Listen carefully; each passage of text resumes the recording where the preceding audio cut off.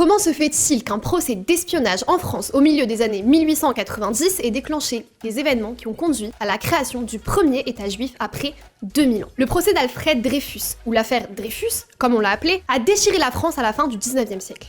Il s'agissait d'un officier juif assimilé, Alfred Dreyfus, qui avait été condamné à tort pour avoir transmis des secrets militaires aux Allemands. Cet innocent patriote juif français a ensuite été condamné à la prison à vie sur l'île du Diable, de l'autre côté de l'océan, à 10 milles de la côte de la Guyane française, en Amérique du Sud. L'affaire présente tous les aspects d'un montage antisémite. Mais comment cela a-t-il pu se produire dans la France de la liberté, de l'égalité et de la fraternité, un pays où les juifs étaient des citoyens égaux depuis 100 ans? Et qu'est-ce qui, dans cette affaire, a convaincu Théodore Herzl, le fondateur du sionisme politique, que le moment était venu pour les juifs d'établir un État moderne qui leur soit propre?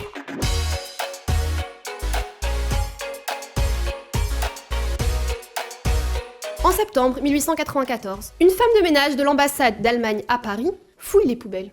Pourquoi? Eh bien, parce qu'elle était une espionne des services de renseignement militaires français.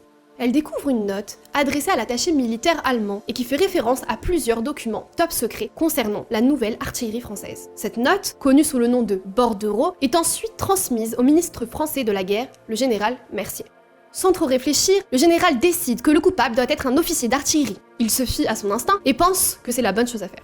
Lorsque la liste des officiers d'artillerie arrive sur son bureau, le général Mercier tient son homme. La plupart des officiers de l'armée française de l'époque appartenaient à l'aristocratie catholique. Mais un nom sur la liste n'était pas totalement français. C'était Alfred Dreyfus, un nom juif. Dreyfus avait gravi les échelons de la méritocratie républicaine et faisait partie des roturiers. Et plus encore, un juif occupait désormais une place dans le corps des officiers qui aurait dû être occupé par un jeune aristocrate. À l'évidence, Dreyfus est coupable. La seule question à résoudre est de savoir comment il l'a été. La manière dont ils ont concocté cette accusation n'est pas très claire. Mais il semble qu'un criminologue ait examiné le bordereau et déterminé que l'écriture n'était pas celle de Dreyfus. Elle avait été falsifiée. Mais après quelques encouragements amicaux de la part des autorités, il a conclu que la raison pour laquelle l'écriture ne correspondait pas exactement à celle de Dreyfus était que Dreyfus avait falsifié sa propre écriture. Pourquoi? Pour faire croire que quelqu'un l'avait piégé, bien sûr. Le fait que l'écriture ne ressemble pas à celle de Dreyfus prouvait donc que c'était celle de Dreyfus.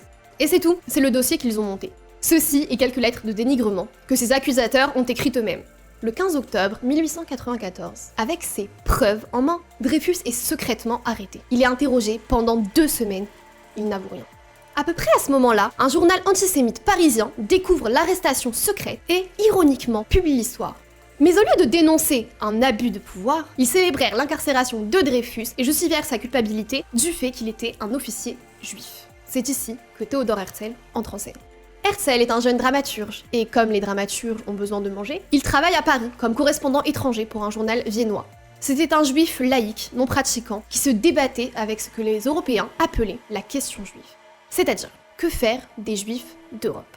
Ils ne sont pas à leur place, ils ne sont pas les bienvenus, comment peut-on les changer ou les réhabiliter pour qu'ils deviennent acceptables? Mais pour les juifs eux-mêmes, la question n'était pas tant comment résoudre le problème des juifs, que comment résoudre le problème de l'antisémitisme. La première réponse de Herzl est que tous les juifs doivent s'assimiler et se convertir au christianisme. C'était son premier essai. Mais après quelques temps, ses idées évoluèrent. Pendant les 2 mois qui précédèrent le procès de Dreyfus, Herzl vit la presse française de droite faire des heures supplémentaires. C'était un battement de tambour constant de nouvelles antisémites et obscènes qui insultaient, vilipendaient et fabriquaient carrément des histoires à propos d'Alfred Dreyfus. Au cours de l'hiver 1894, à huis clos, le procès de l'espionnage militaire commence. L'état-major général présente sa théorie alambiquée selon laquelle Dreyfus a falsifié sa propre écriture et y ajoute des assassinats de personnages et n'a par ailleurs aucun argument à faire valoir. 3 jours plus tard, les 7 juges militaires condamnent à l'unanimité Alfred Dreyfus pour avoir transmis des secrets à une puissance étrangère. Il est alors condamné à l'exil à vie sur l'île du Diable, à la révocation de son grade et de son titre dans l'armée, et à la dégradation publique. Le 5 janvier 1895, sous les yeux de Herzl, Dreyfus est conduit sur la place d'armes de l'école militaire de Paris. Un garde militaire prend l'épée de Dreyfus et la lui brise sur le genou, arrache les insignes de l'uniforme de Dreyfus, arrache ses galons, ses manchettes, ses manches, ses boutons et les jette dans la boue. Dreyfus est ensuite promené sur le terrain devant 5000 soldats, puis amené devant le corps de presse où se trouve Herzl et où il déclare son innocence. Comme Herzl l'a rapporté plus tard, la foule s'est alors mise à chanter « Mort aux Juifs ». La couverture médiatique de la droite, le verdict du procès, la dégradation de l'image publique et les manifestations générales d'antisémitisme ont constitué un point de basculement pour Herzl. Visiblement, Herzl prit conscience de la situation. Pour comprendre la pensée de Herzl, nous devons parler un instant de la promesse de la Révolution française. Avant la Révolution, les Juifs d'Europe vivaient comme des citoyens de seconde zone, et l'on peut dire qu'ils subissaient de fréquents pogroms, des émeutes violentes et meurtrières qui étaient souvent approuvées par le gouvernement. Ils vivaient au gré des caprices de monarques qui protégeaient parfois leurs Juifs et qui, à d'autres moments, donnaient libre cours aux pires pulsions antisémites de leur population. À maintes reprises, des communautés juives entières ont été éradiquées, soit par l'expulsion, soit par des meurtres de masse. Les Juifs d'Europe ne bénéficiaient que d'une protection juridique limitée, voire inexistante. Alors que la France formait une nouvelle civilisation, son jeune gouvernement instable a rédigé la Déclaration des droits de l'homme et du citoyen. Parmi ces droits, les Juifs, pour la première fois dans l'histoire de l'Europe, seraient des citoyens égaux devant la loi. L'émancipation des Juifs. C'était un énorme changement dans la pensée européenne. Au cours des 100 années suivantes, toute l'Europe occidentale, ainsi que l'Empire ottoman, émancipèrent leur population juive et les déclarèrent citoyens à part entière, bénéficiant d'une protection juridique complète. C'était extraordinaire, du moins en théorie. Étant donné ce qu'il vit dans les mois qui précédèrent le procès de Dreyfus, Herzl se rendit compte que quelque chose n'allait pas. L'émancipation venait d'échouer en France. En fait, observa Herzl, l'émancipation en Europe avait un effet inverse. Au lieu de favoriser l'intégration des Juifs dans la société, elle attisait étrangement les flammes de l'antisémitisme européen.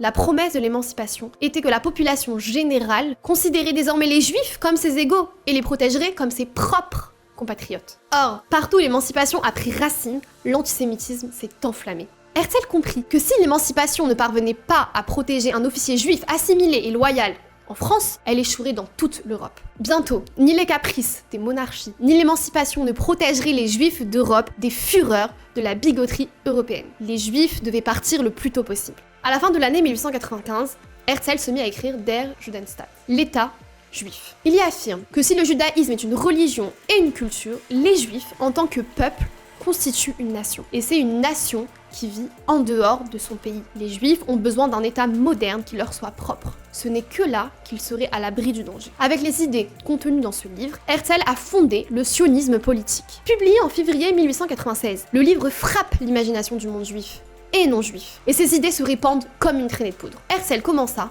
à rencontrer des dirigeants politiques afin d'obtenir leur soutien en faveur d'une future patrie juive. Herzl avait publié son livre et commencé son travail 2 ans avant que le public ne sache que Dreyfus avait été piégé. Ce que Herzl avait vu dans la précipitation du jugement du gouvernement, dans la dégradation de Dreyfus et dans la réaction enragée de l'antisémitisme français, lui avait suffi. Pendant toute l'année 1895, Dreyfus languit de l'autre côté de l'océan, sur l'île du Diable. Le chef des services de renseignement prit sa retraite et un nouveau chef des services de renseignement le remplaça. En mars 1896, ce nouveau chef des renseignements décide de jeter un coup d'œil au dossier Dreyfus. Il vit l'infâme bordereau, ou note de service. Il vit les assassinats de personnalités, ainsi qu'un télégramme ignoré entre l'attaché militaire allemand et un officier français nommé Ferdinand Esterhazy. Personne n'avait pris la peine de suivre cette piste. Ou alors, les preuves avaient été supprimées. Le nouveau chef des renseignements compara l'écriture d'Esterhazy à celle de la fameuse note. Il fit part de cette information à l'état-major du général Mercier, qui lui répondit que l'affaire était close, qu'elle était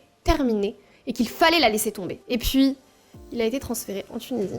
Depuis la Tunisie, des informations sur Esterhazy firent mystérieusement leur chemin jusqu'à la presse, avec une copie de la note qui fut publiée pour tous. L'écriture d'Esterhazy fut alors reconnue par un banquier à qui Esterhazy devait une dette importante. L'ex-maîtresse d'Esterhazy publia alors des lettres dans lesquelles il déclarait sa haine de la France et de ses militaires. Il y avait donc des preuves assez accablantes. Les militaires ont été forcés de traîner Esterhazy devant les tribunaux, mais ils réussirent à le déclarer innocent. Le grand romancier Émile Zola, qui reçut aussi l'information de la Tunisie, fut tellement dégoûté par le verdict qu'il écrit un article qui fit la une d'un journal parisien. Il l'intitula « J'accuse ». Il livra des noms, décrit des détails sordides et aussi commença la tradition du journalisme d'opposition et de son franc-parler face au pouvoir.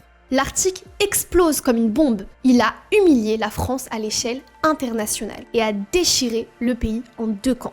À gauche se trouvaient les Dreyfusards qui ont présenté haut et fort leur documentation. À droite se trouvaient les anti-Dreyfusards qui ont utilisé des théories du complot antisémite pour justifier leur croyance que Dreyfus était un espion allemand. À partir de ce moment, l'affaire est simplement connue sous le nom de l'affaire Dreyfus. Des émeutes éclatent dans les rues, les gens se tirent dessus en duel. Esterhazy s'enfuit en Angleterre pour sa sécurité. Et puis Émile Zola a été poursuivi par l'armée pour diffamation, reconnu coupable, condamné à la prison, puis aussi s'est échappé en Angleterre pour sa sécurité. Comme la collusion entre le gouvernement et l'armée devint plus apparente, les ministres démissionnent. Les députés alertent sur la guerre civile et en février 1899, il y eut une tentative de coup d'État ratée. Ne pouvant plus fermer les yeux sur l'affaire, Dreyfus fut ramené en France en juin 1899 pour être réexpédié. Il avait perdu ses dents et sa capacité d'expression. Il avait été le seul prisonnier de l'île du Diable et n'avait pas eu de conversation depuis 4 ans. Sa femme et son frère furent en état de choc. Le nouveau procès d'espionnage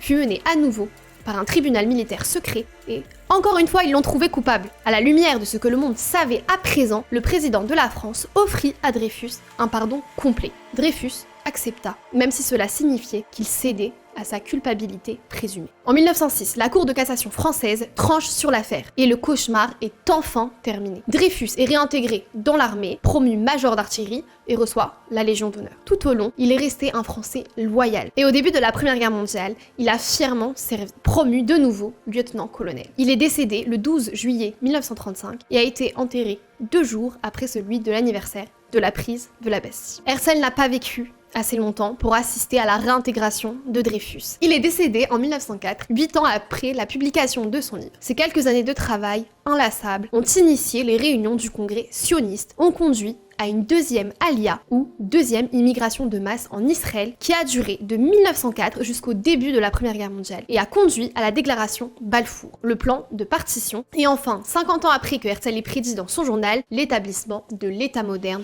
d'Israël.